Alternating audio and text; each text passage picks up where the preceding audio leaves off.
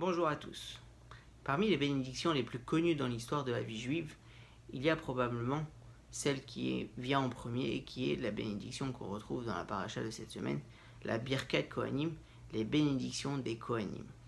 Hachem ordonne à Aaron et à ses enfants de bénir le peuple juif et il lui dit Emor lahem, il faut leur dire Yavarechecha Hachem veishmerecha, Hachem te bénira et te gardera, etc. A priori, on voit quelque chose d'assez intéressant.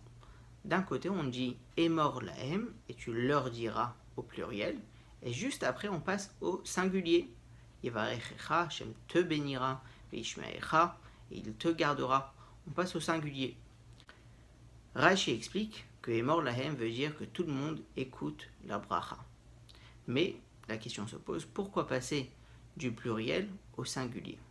Pour comprendre ça, il faut regarder la dernière bracha de la Birkat Kohanim, qui est Veyasem lecha shalom, et Hachem mettra en toi la paix. Pourquoi la paix? Eh bien, la paix, c'est celle qui fait qu'une personne peut avoir toutes les bénédictions. Hachem cherche la paix et veut qu'il y ait la paix et l'unité dans le peuple juif. Et une des choses les plus importantes pour le peuple juif est la paix, le shalom et l'unité, Ardout. Et c'est pour ça que Rashi explique tout au début de la Birkat Kohanim que tout le monde doit écouter les brachot. Qu'est-ce que ça veut dire?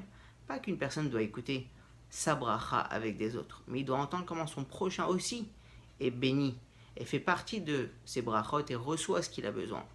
Et ensuite, une fois qu'une personne a entendu comment son prochain a été béni, il reçoit aussi sa bénédiction pour soi-même de Yevarechecha Hachem veishmerecha, Hachem te bénira et te gardera.